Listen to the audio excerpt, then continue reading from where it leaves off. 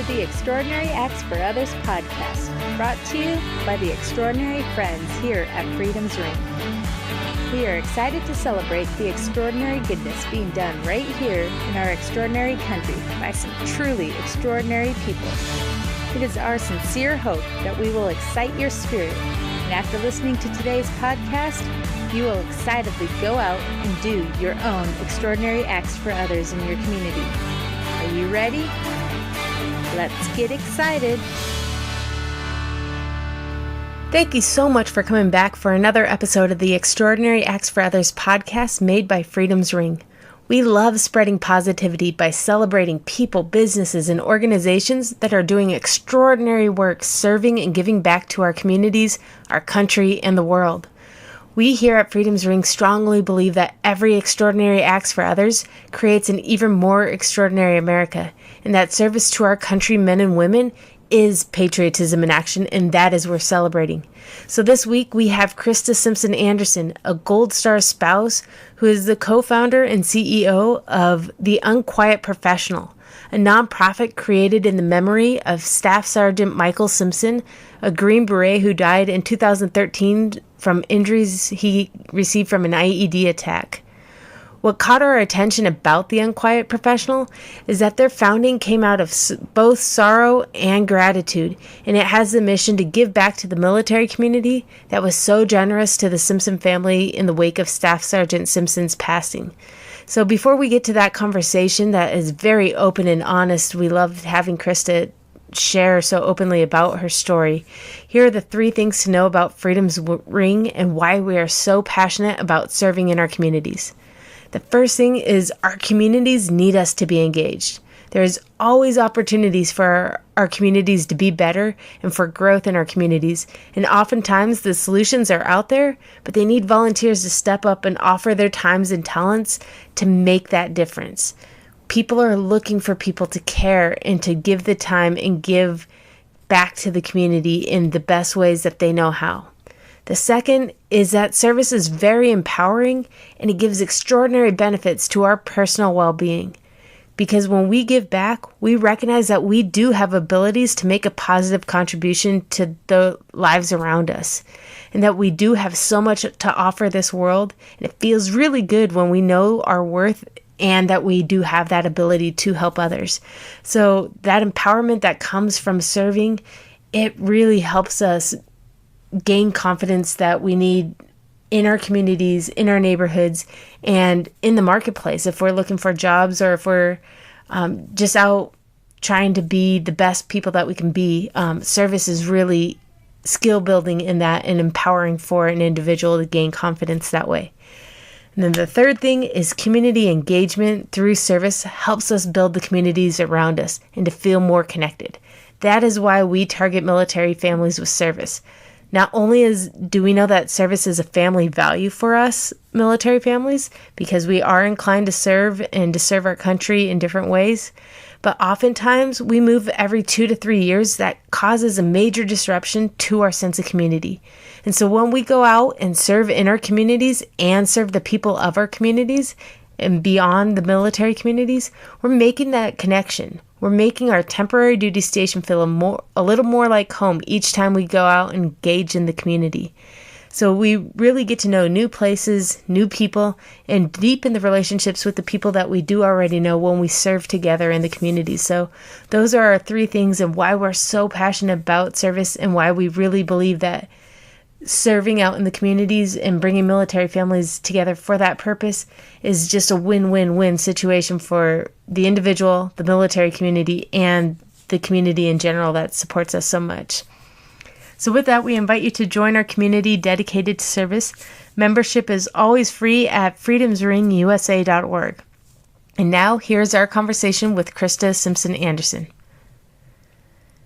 Hi, Krista. Thank you so much for being here and being with us. Why don't you start us off by introducing yourself? All right. So, Krista Simpson Anderson.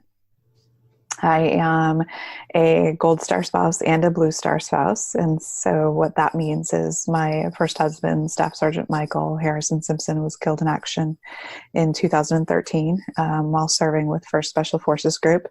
And I remarried in 2017 to Master Sergeant Gus Anderson, also a Green Beret. And in 2013, we created the Unquiet Professional, honestly, for an opportunity for me to be able to give back to the community that lifted our family up after in the wake of Mike's death. And it was, I always say that selfishly, it was very healing for me to be able to give back and then help others. Our organization is small. We love that. It's all volunteer. And, the process used to be the co-founder and I used to kind of text each other, what do you think about supporting this? And we'd be like, great, and we've grown to actually have a board of directors now. So it's definitely been quite a journey. And I think now recognizing that the organization not only honors Mike, but honors Gus too, in many ways. And then our children. I have 2 kids, Michael and Gabriel. Michael is 9 now. Gabriel is 7. And they were 1 and 3 when Mike died. And they've just grown to be such amazing young men, sassy as all get out, but proud of them. And in 2018, I was awarded the Armed Forces Insurance Army and then overall Military Spouse of the Year. I think that my main objective, my main mission is, I think it's really important as we share our testimony. We don't have to be victims of our circumstances, but sharing our testimony can bring the light to someone else. And so recognizing that we're not alone in this, that this life isn't easy, but being a part of this community can really lift you up and empower each other if we let it. You have said that the Unquiet Professional was founded not only out of sorrow for the loss of your husband, but also out of gratitude for the organizations and the people who had really stepped up to help you guys as a family deal with the loss. Who are some of those organizations that stepped up big time after his death? Well, our unit, of course, first group was just incredible. The spouses were incredible. Susan Alden was our commander, Lieutenant Colonel Jamie Alden's spouse, and she continued to invite me and bring the spouses of the company together. So that means I was still invited, right? And I was still a part of the community, which was amazing. And then the day before we left for Germany, because Mike was injured and then passed away at Landstuhl 5 days later, the Green Beret Foundation and Special Ops Warriors Foundation actually sent checks to our family to help us with travel expenses. Now they already paid for travel in terms of, for myself, and if my kids were to have gone, they would have, but they didn't. My parents, thankfully, flew out from Rhode Island to Washington State to take care of them. But and Mike's parents, but his siblings, Isaac, Abby, and David, and then Isaac's wife, Vanessa, the Green Beret Foundation paid for them to travel to Germany and then to Dover and then back. And so, it's incredible. And now I actually act as their Gold Star liaison, and so I'm able to bless other families with that when I reach out to them. And they have flown not only widows and children to dignified transfers, the casualty affairs officers with them, they've flown teammates to funerals and pallbearers of Green Beret, for Green Beret's funerals, and they're committed. They really are. And so I get to work with them as well as their Gold Star liaison now. And then Wear Blue, Run to Remember was obviously I support their Gold Star Race program through TEP, but I walked into that community 10 days after Mike died. And it's a running group that Lisa Hallett founded with some other military spouses after her husband, Captain John Hallett, was killed August 25th, 2009. And running was her therapy. And so Wear Blue, Run to Remember was born, and they circle up every Saturday. They have chapters all around the world, really, but they circle up every Saturday and pass out the names of the fallen that have passed that weekend since 2001. And they call out those names, and then they go around the circle again and call out the names. You call out the names of the person or people that you're there for.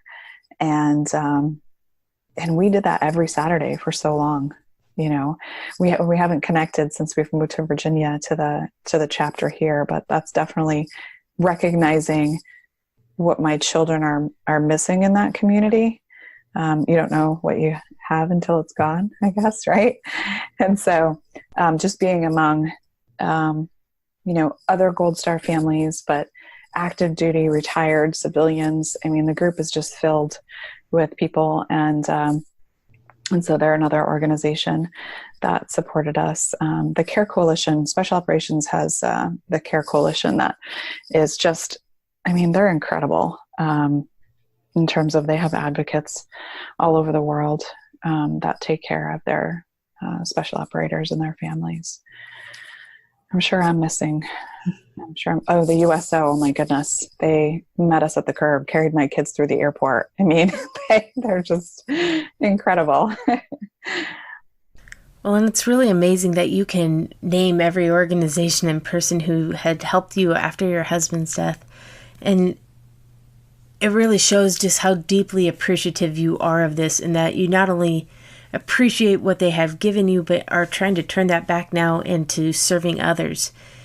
It was kind of one of the reasons that we really wanted to reach out to you to have you on this show, was because that's something that really sparked us. And when I founded Freedom's Ring, was there was a point in time in the same year that we had gotten tickets to a show from Vet Tix, or from the USO, a ticket to a baseball game from Vet Tix. We got a kids' first bikes from an organization. We got a Christmas tree. We got Thanksgiving dinner donated to us because people wanted to celebrate the military families in the community.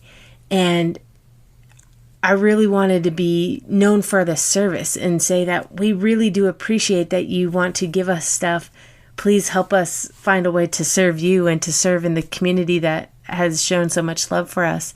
And so I want to talk about that, is now that you're changing from being the recipient of help and support for being a Gold Star spouse to now saying, hey, I can be your Gold Star liaison and help others because of my story. It's definitely a blessing for me to do it, but I recognize now, more so now, how difficult it was for all of those people that hung in there with us. You know, I mean, we're the other side of war. You know, we're the reality of what could happen when their husbands go away. And so it's definitely, it's not easy, for sure. But it's incredibly fulfilling, I think, for me. And for me to also simply, I think, live by example.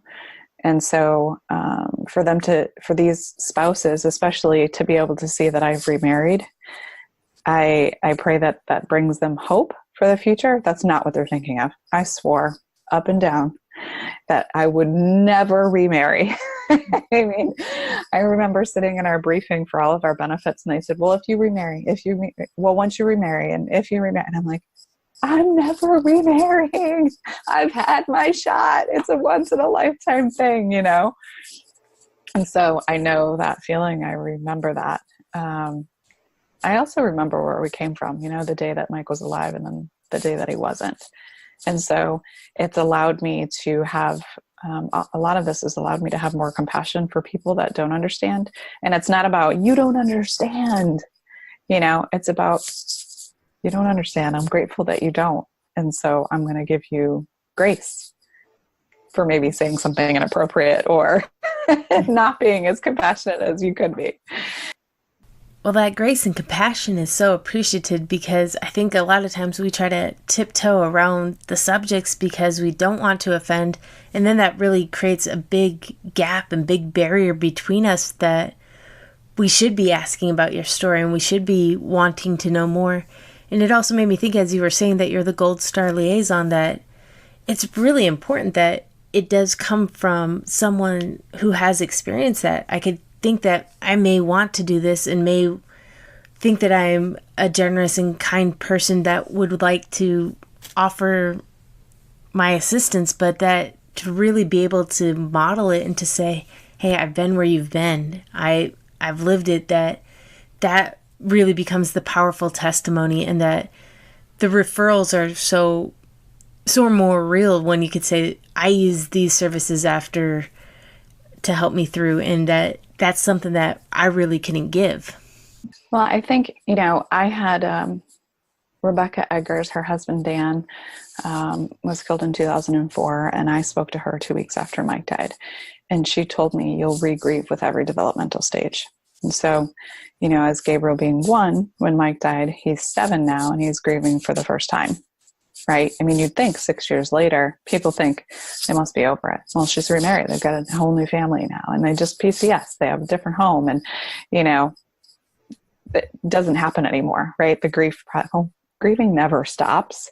We're not victims to it, but it's just a fact of life. And so also, I think I remember feeling really guilty for a long time because I looked at my children and I thought, now what do I do with you? We were supposed to do this together. I didn't love them any less. I just didn't know what the future held. And I felt kind of disconnected. It was like that, you have your 2 children and you and your husband and you make this package, you make this circle. Well, when that's broken, how do you heal that? How do you figure out how to put that back together where now it's just the 3 of us? And so I felt guilty for a really long time. And for me to be able to say that to other spouses, whether they feel it or not, maybe they do. And then I'm also telling them that you're not alone in that you're not, because I was like, I'm a terrible person. What is wrong with me?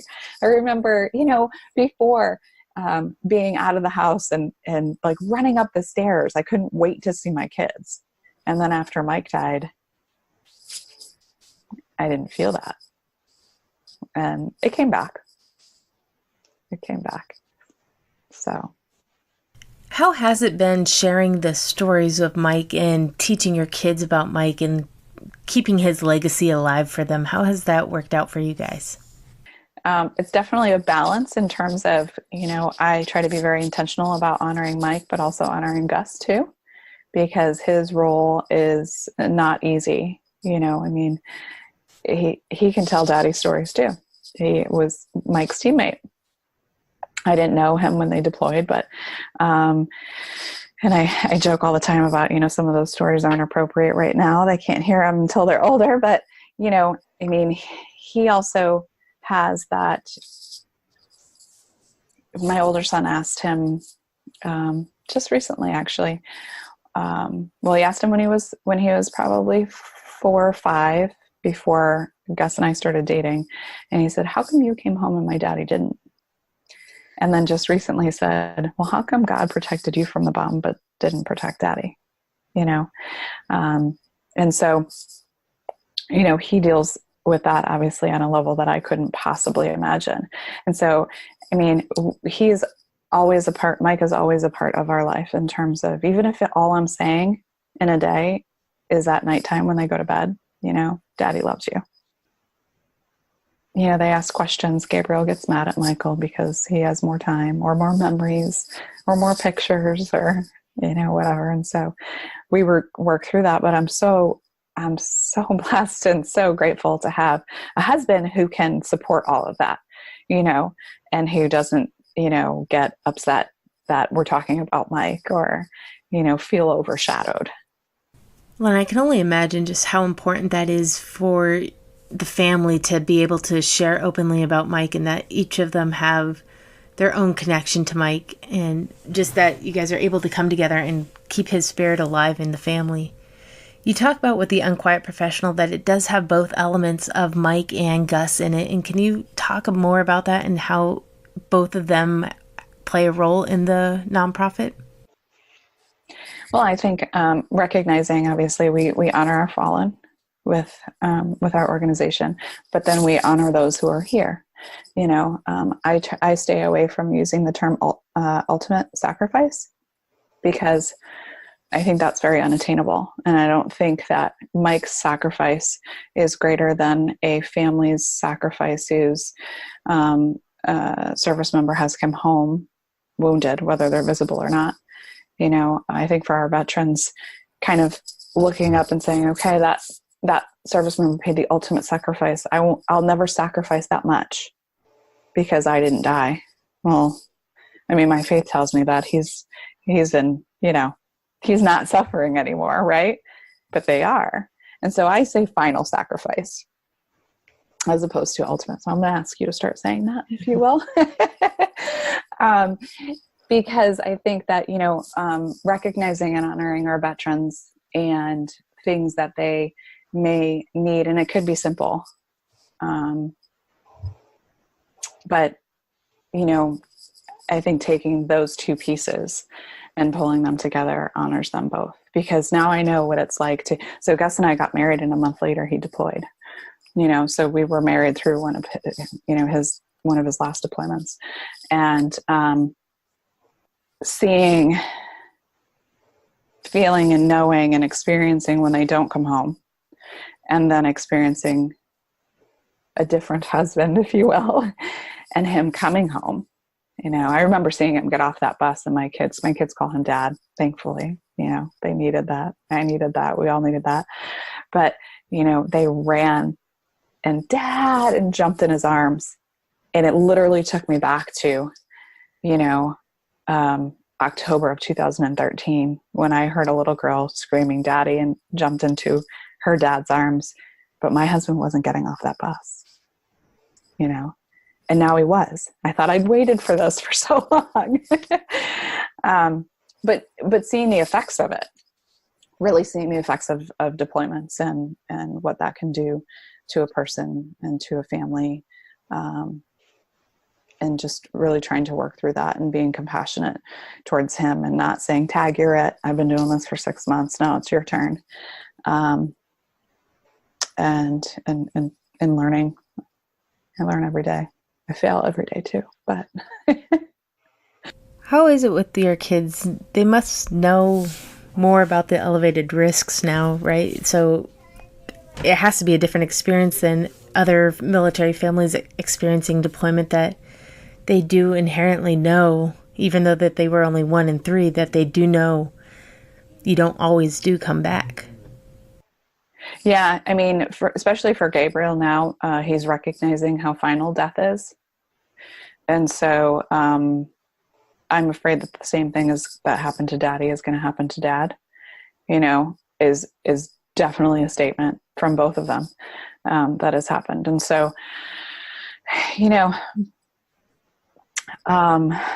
again, back to our faith, we talk about how this is God's plan, not ours. And, it doesn't make it, I shouldn't say it doesn't make it easier. It doesn't make the pain any less, thinking of, oh my goodness, if this were to happen again. I just know that we would be able to get through it, that our community would be with us, that, that we would rely on our faith, and just kind of the peace in knowing that you're never going to know why, and trying to let that go. And I think that it's really important for me to make sure that, one of my missions as well is to make these service members understand that, I know, and, when you're going through boot camp or you're going through all of your training, that they teach you that you are powerful, that you have control over everything, and that everything you do, right? But if Mike wasn't supposed to die that day, he wouldn't have. And that's, I think, proven in terms of when we look at other service members that have been gravely injured, but have lived. And so, I just want to make sure that they understand that, I'm in contact with one of Mike's nurses. We're great friends. And I still have to tell her, you didn't fail. You didn't fail. And that's a big burden to carry. for those men and women. Well, and that's so great that you're still in contact with them, because I can only imagine how, if there is any peace that the nurses and doctors get with that, it's from hearing it from the spouses that you didn't feel. Like, that has to be such a powerful message to them, and I hope that that does help and heal. Shifting gears just a little bit, can you share with us about the different programs that the Unquiet Professional does and some of the impact that you have and that you're aiming for with your different programs? So our veteran program, one civilian, the first trip, Dan, one of the civilians that went on that trip, the only one on that trip, his father separated from the military before he was born, had served in Vietnam, and now he has a different relationship with him and is helping him find his battle buddies. But his dad's able to talk to him about his experiences and heal because of the stories and experiences that he heard and then experienced with these veterans on that trip.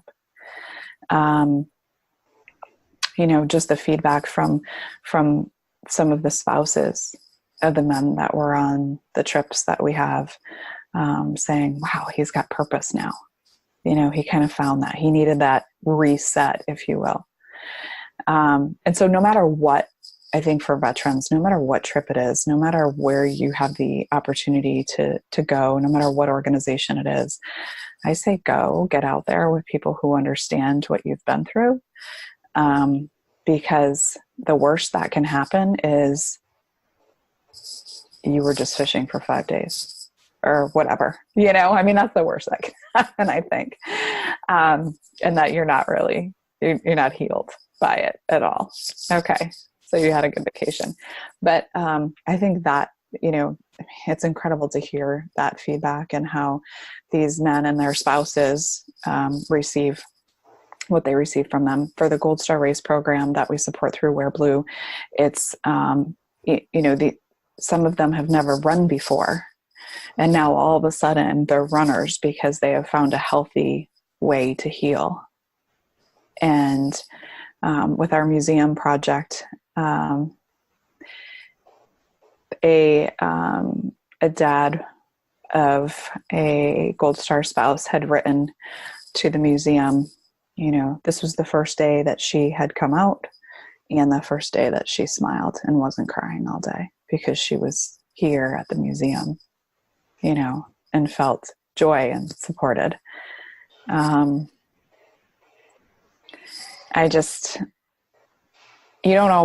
There's not always instant gratification in everything you do, but I think we just have to believe that everything we're putting out there is helping, even just a little bit. Well, and what a great thought to end on today. There will be a second episode with Krista because she just gave us so much goodness talking about her experiences and the Unquiet Professional. But I just want to recap that is that the impact that we have isn't always instant. That when we serve and when we give, it's not always recognized right away or at all. So it's still important to keep serving and keep giving beyond just what we expect to come as an impact to others. If you want to learn more about the Unquiet Professional, you can visit www.theunquietprofessional.org or go to Facebook or Instagram and look up The Unquiet Professional. And now it's time to share some of our spirited stories of extraordinary acts for others happening across our country.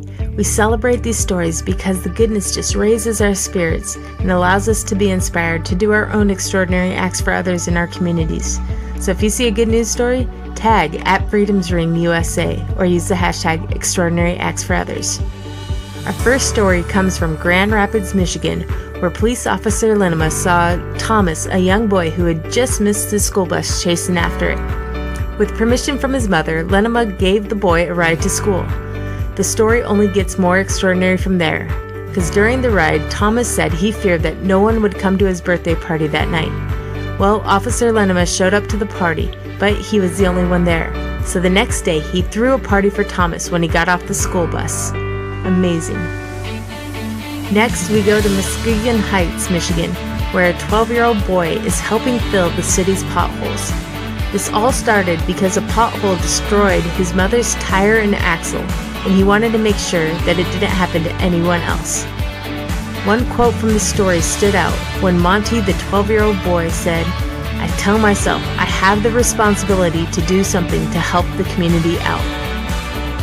That is extraordinary acts for others.